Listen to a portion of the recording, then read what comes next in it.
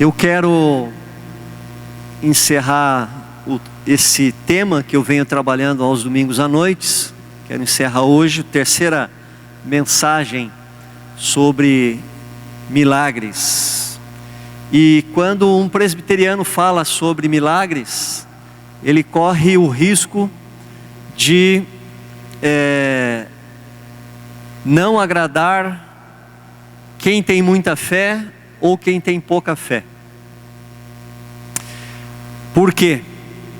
O grupo que tem muita fé são aqueles que correm de igreja a igreja em busca de milagres. E quando nós acompanhamos um pouquinho aí o movimento das igrejas televisivas, a gente vai vendo que parece que a igreja dos milagres ela vai migrando um pouco. Antigamente era uma determinada denominação, hoje é mais uma que aparece, porque lá está acontecendo mais milagres. Agora, por que quando nós falamos de milagre, eu posso desagradar esse grupo que tem muita fé? Porque eu não creio, queridos, que os milagres aconteçam na mesma intensidade e proporção que aconteceram na época de Jesus. Eles tiveram um intuito que era marcar a vinda do Messias, que era provar e que era glorificar a Cristo como Filho de Deus e não simplesmente como um profeta da Galileia. No entanto, eu posso desagradar também um outro grupo dos céticos, aqueles crentes ou cristãos mais tradicionais que acham que a fase dos milagres já passou. Alguns interpretam erroneamente o texto de Romanos, capítulo 13, quando diz, quando vier o que é perfeito, o que é em parte será eliminado, dizendo que a palavra de Deus já veio e agora nós não precisamos mais de milagres, ou eles não acontecem mais, porque hoje nós temos a palavra de Deus. Não creio desta maneira também. Então eu desagrado os dois lados, dos céticos e dos que têm muita fé. Agora, de fato, eu creio em milagres sim, graças a Deus. E nós precisamos olhar para a Bíblia e nós podemos aprender em quais condições que os milagres aconteceram. Eu creio, queridos, que existem ambientes prováveis ou mais prováveis e ambientes menos prováveis para o milagre acontecer, e eu creio que isso seja importante para nós. Eu me lembro de um texto do Evangelho que diz que em Cafarnaum não se operou mais milagres por causa da dureza, da incredulidade daqueles corações. Então aqui esse texto nos prova que há ambientes mais propícios aos milagres e há ambientes menos propícios. E o meu intuito com esta série de pregações sobre milagres é instigar a tua fé, de maneira que você não se acomode naquelas situações que você ainda precisa de um milagre. Muitas vezes nós nos acomodamos com a nossa vida cristã, achando que isso que nós vivemos é tudo que nós podemos viver do Evangelho de Jesus Cristo. E não é. Deus com certeza tem muito mais para cada um de nós. Eu queria meditar nesse texto de João, capítulo 6, do versículo 1 ao versículo 15. Eu vou ler na minha tradução aqui, deve ser talvez diferente da sua. Nós vamos acompanhar então a leitura. Diz assim: depois disso, Jesus atravessou o lago da Galileia, que também é chamado de Tiberíades. Uma grande multidão o seguia, porque eles tinham visto os milagres que Jesus tinha feito, curando os doentes. Ele subiu um monte e sentou-se ali com os seus discípulos. A Páscoa, a festa principal dos judeus, estava perto. Jesus olhou em volta de si e viu que uma grande multidão estava chegando perto dele. Então disse a Filipe: onde vamos comprar tanta comida para toda esta gente? Ele sabia muito bem o que ia fazer, mas disse isso para ver qual seria a resposta de Filipe. Filipe respondeu assim: para cada pessoa poder receber um pouco de pão, nós precisaríamos gastar mais de 200 moedas de prata, 200 denários. Então, um dos discípulos, André, irmão de Simão Pedro, disse: está aqui um menino que tem 5 pães e 2 peixinhos. Mas o que é isto? O que é isso para tanta gente? Jesus disse: digam a todos que se sentem no chão. Então todos se sentaram. Havia muita grama naquele lugar. Estavam ali quase 5.000 homens. Em seguida, Jesus pegou os pães, deu graças a Deus e os repartiu com todos. E fez o mesmo com os peixes. E todos comeram à vontade. Quando já estavam satisfeitos, ele disse aos discípulos: recolham os pedaços que sobraram, a fim de que não se perca nada. Eles ajuntaram os pedaços e encheram 12 cestos com o que sobrou dos 5 pães. Os que viram este milagre de Jesus disseram: de fato, este é o profeta que devia vir ao mundo. Jesus ficou sabendo que queriam levá-lo à força para o fazerem rei. Então voltou sozinho para o monte. E eu diria que se fossem nossos dias, e esse povo quisesse levar algum pastor ou apóstolo para fazê-lo rei, ele certamente deixaria. Mas Jesus se escondeu deles porque não queria publicidade. Nós cristãos protestantes, nós não cremos no poder de intercessão dos santos, diferentemente dos cristãos católicos. Nós cremos que Jesus foi bem claro quando ele disse que ninguém vem ao Pai a não ser por mim. E nós cremos também no que São Tiago, o apóstolo, disse, que há um só Deus e um único mediador entre Deus e os homens, a saber, Cristo Jesus, homem. Portanto, nós não cremos no poder ou na oração aos santos. Mas o fato é que no catolicismo brasileiro, e a gente respeita isso, que é uma tradição, existe muita fé na padroeira brasileira, Nossa Senhora de Aparecida. E muitas pessoas acreditam que ela opera grandes milagres. E nós vemos testemunhos, eu particularmente já vi testemunho sincero de pessoas que fizeram votos a Nossa Senhora e receberam a bênção. E depois foram pagar o voto, foram pagar a promessa. E aí na nossa mente diz: mas como se ela orou a uma imagem de escultura, né? Porque na verdade Maria mesmo não pode ouvi-lo. E como que ela recebeu o milagre? Para mim essa é uma questão muito simples de responder. É a graça de Deus. É a graça de Deus que opera todo e qualquer milagre. Porque se nós olharmos para o merecimento, na verdade nós não temos nenhum merecimento diante de Deus. Porque senão o Evangelho cai por terra. Porque o Evangelho é o Evangelho da graça de Deus e a graça é incondicional. Se for condicional, então existe merecimento e deixa de ser graça. E isto que eu estou dizendo agora, que todo milagre nós recebemos por causa da graça de Deus, ele está implícito no texto. Olha só o versículo 5 e 6. O que você enxerga aí? Volta um pouquinho só. Ele sabia, 5 e 6. Jesus olhou em volta de si e viu que uma grande multidão estava chegando perto dele. Então disse a Filipe: onde vamos comprar comida para toda esta gente?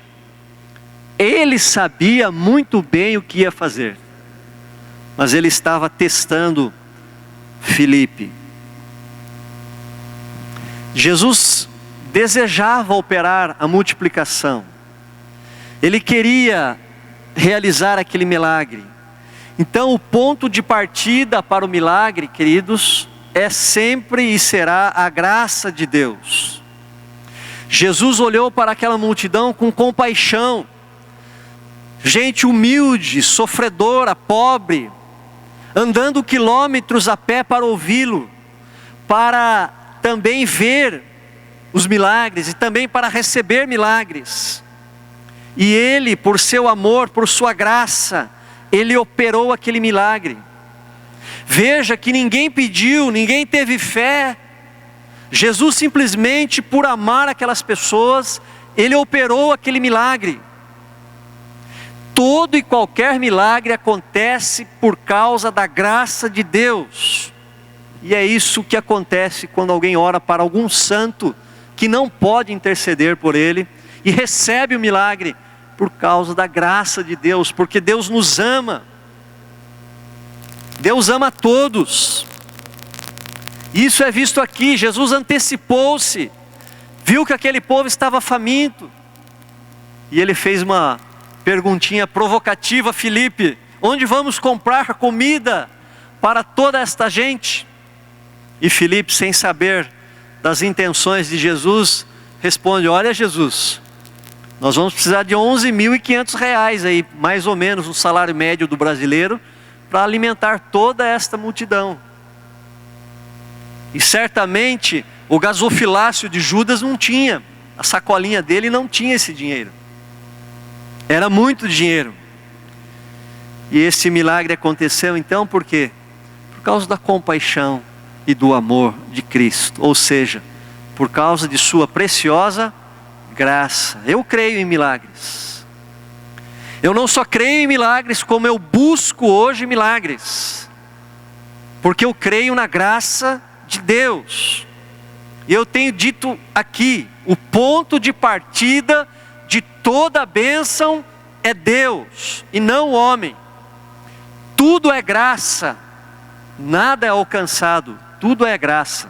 Mesmo que nós achemos que nós alcançamos alguma coisa, alcançamos pela graça. Jesus estava ensinando e pregando, e o povo ali coladinho nele, o acompanhando. Mas Jesus não se limitou a pregar, ele amava aquelas pessoas. Eram pessoas comuns, pessoas que buscavam esperança, que buscavam a Deus, que buscavam uma palavra de conforto, uma palavra de direção para as suas vidas. E Jesus não quis tão simplesmente alimentá-los espiritualmente, mas também fisicamente. Jesus era o diácono por excelência, o Deus encarnado, nascido numa cocheira, pobre, sabia se solidarizar com os que sofrem. Por isso ele fez aquele milagre. Então a compaixão, o amor de Deus é o princípio ativo de todos os milagres. Deus nos ama, por isso Ele nos abençoa. Deus nos ama, por isso Ele nos cura. Deus nos ama, por isso Ele envia o seu livramento. Então eu creio sim em milagres, porque eles acontecem devido à graça de Deus. Queridos, porém, a graça de Deus, creio eu, ela opera onde ela quer, como quer, quando quer, mas eu creio que ela acha espaço mais propício em certos ambientes. Como eu disse lá que em Cafarnaum, Jesus não operou muitos milagres, operou sim. Santo da casa faz milagres, porque Jesus fez milagres em Cafarnaum, era a cidade onde ele morava, mas não na proporção que ele fez em outras regiões. E um detalhe nos chama a atenção nesse texto, está no versículo 9, dá uma olhada na tua Bíblia. Diz o versículo 9, está aqui um menino que tem 5 pães de cevada e 2 peixinhos. Mas o que é isso para tanta gente? Aquele menino se dispôs a doar tudo que ele tinha, para que o milagre acontecesse. Jesus não fez mágica, Ele não fez assim, apareceu o pão. Jesus precisou de uma matéria-prima para multiplicar o pão. Ele precisou de algumas amostras. E eu vejo aqui, queridos, que o ambiente propício para a realização do milagre é um ambiente onde exista generosidade. Verdadeiros milagres acontecem onde existem pessoas dispostas a ajudar, a repartir, a doar e a se doar. Eu creio nisso. Eu creio. Muitas coisas boas e verdadeiros milagres acontecem quando uma pessoa, ou quando pessoas, ou quando uma igreja se dispõe a ser usada nas mãos de Deus. Quando um casal se dispõe a ser usado por Deus.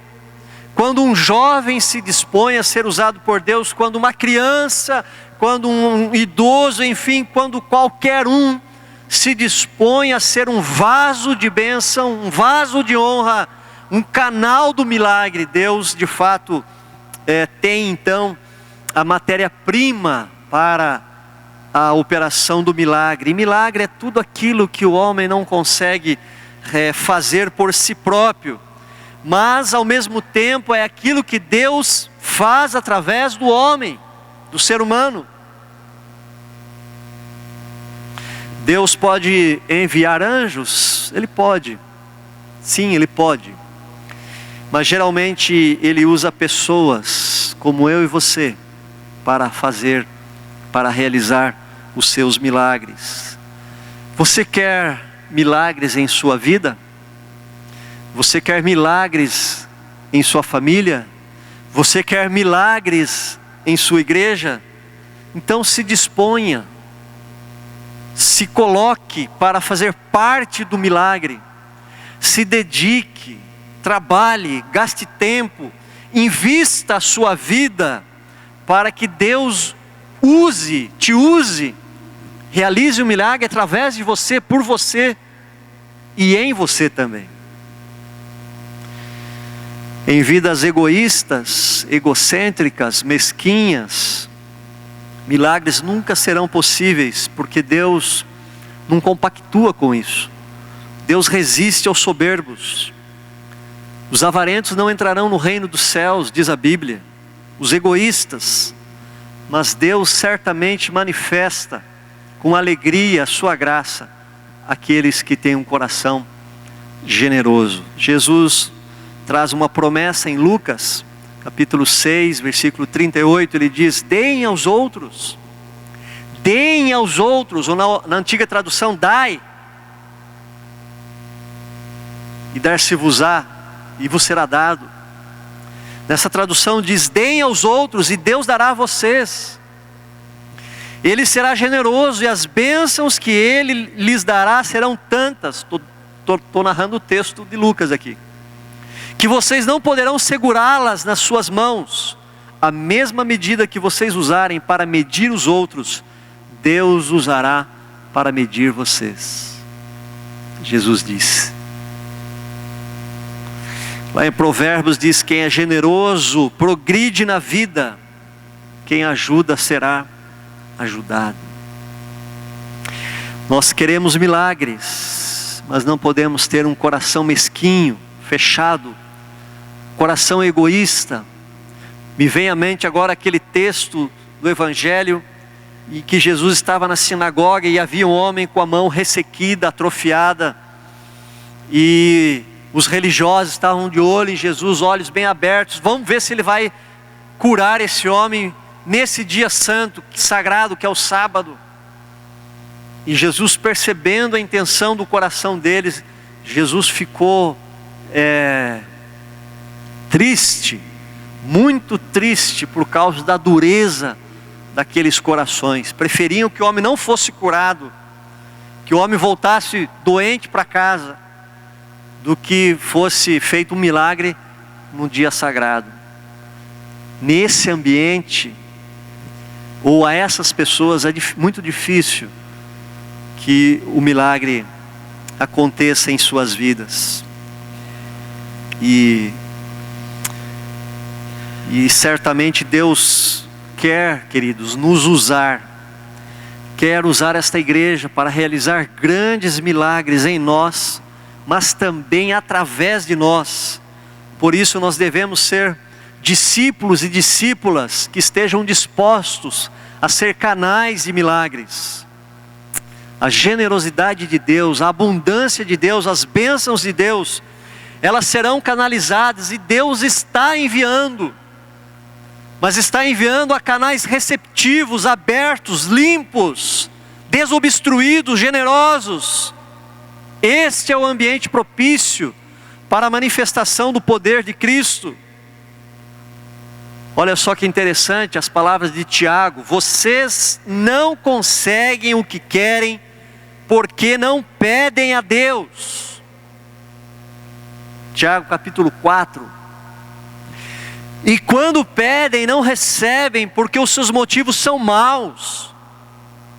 Vocês pedem coisas a fim de usá-las para os seus próprios prazeres. Nós temos dois grandes problemas, ou dois impeditivos para o acontecimento dos milagres. O primeiro, Tiago diz simplesmente, é que nós não pedimos. Parece incrível, mas às vezes a gente pede saúde ali, pede algumas coisas corriqueiras, mas coisas difíceis a gente nem coloca diante de Deus. A gente desistiu de orar, porque a coisa dura 5 anos, porque dura 10 anos, porque dura 20 anos, nós paramos, e aquela situação nos incomoda, e aquela situação nos traz tristeza, nos traz dor, perda, e nós não oramos, nós não pedimos. E Tiago está dizendo: vocês não recebem porque vocês não pedem. O outro impeditivo, segundo Tiago também, é que nós queremos, muitas vezes nós oramos sim, e pedimos sim, e clamamos sim, mas não recebemos porque nós pedimos mal, e os nossos pedidos são egoístas, não são altruístas. Só enxergam o benefício próprio, e muitas vezes o orgulho de receber a bênção. Jesus tinha a intenção de realizar aquele milagre. Ele amava aquelas pessoas, ele queria o bem daquelas pessoas, e ele tinha poder para abençoá-las, mas alguém abriu mão do que tinha para Jesus fazer o milagre. Ele existe e acontece onde existe generosidade. Eu creio em milagres. Você crê em milagres? Então qual é o milagre que você necessita? Deus não atende os nossos desejos, mas as nossas necessidades. Filipenses 4,19 diz que Ele suprirá em Cristo Jesus cada uma das nossas necessidades. E eu creio em milagres por causa da graça de Deus. Ele me ama, Ele te ama, Ele nos ama, e porque Ele nos ama, Ele tem desejo de nos abençoar.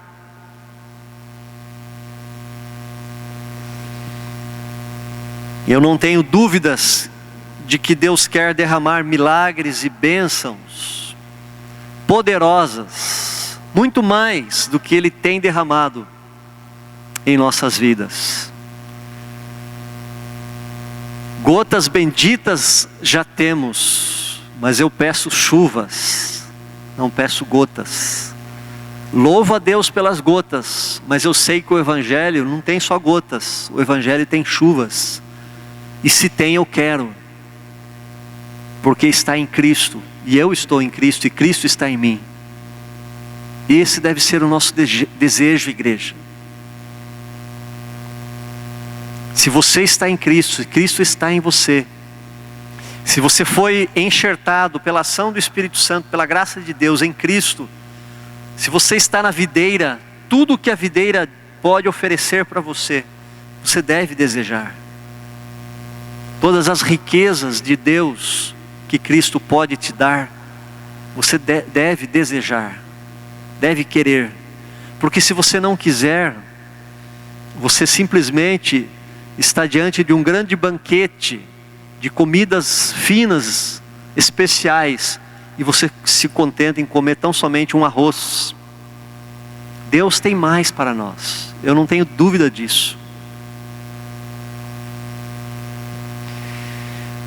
Agora, será que Ele encontrará em nosso meio, nesta igreja, em nossos corações, um ambiente propício ao milagre? Será que Ele encontrará em nosso meio um coração generoso, como o daquele menino, disposto a abrir mão do que ele tinha para entregar a Jesus e ser usado por Jesus? Quem nesta manhã tem 5 pães e 2 peixes? Quem se coloca nesta manhã diante de Deus e diz: Senhor, eu quero ser um milagre, eu quero ser um canal de milagres, eu creio em milagres por causa da Tua graça. Nós mostramos isso com atitudes, não da boca, mas com a nossa vida, com as nossas atitudes. Vamos orar por milagres? Amém? Vamos orar? O que Jesus nos falou sobre pedir? Peçam e vocês receberão. Procurem e vocês acharão. Batam e a porta será aberta para vocês. Eu tenho dito aqui que os presbiterianos são muito tímidos.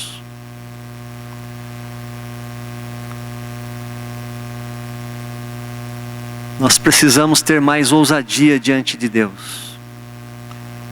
Nós precisamos crer mais em Sua palavra. Jesus está dizendo: peçam e vocês receberão. Procurem e vocês acharão. Batam e a porta será aberta para vocês.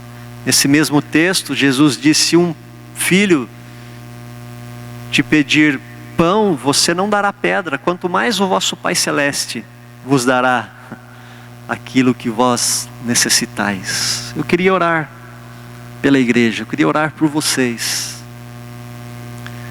Eu queria orar e pedir que Deus derrame graça sobre esta igreja, sobre as nossas vidas, e que Ele de fato envie os seus milagres a esta igreja. Quais as tuas demandas? Quais os motivos de oração que você tem orado há muito tempo?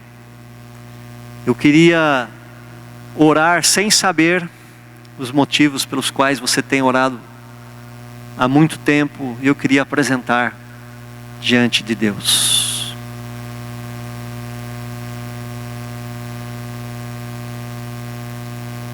Não sei se em fervente oração se daria para tocar, e eu queria chamar aquelas pessoas que querem trazer aqui à frente a sua demanda de milagre, como se fosse um vaso ou um pote vazio, e falar: Senhor, tem misericórdia, enche, eu preciso dessa graça. Tu sabes o que eu venho passando, Tu sabes da minha dor, Tu sabes do desejo do meu coração.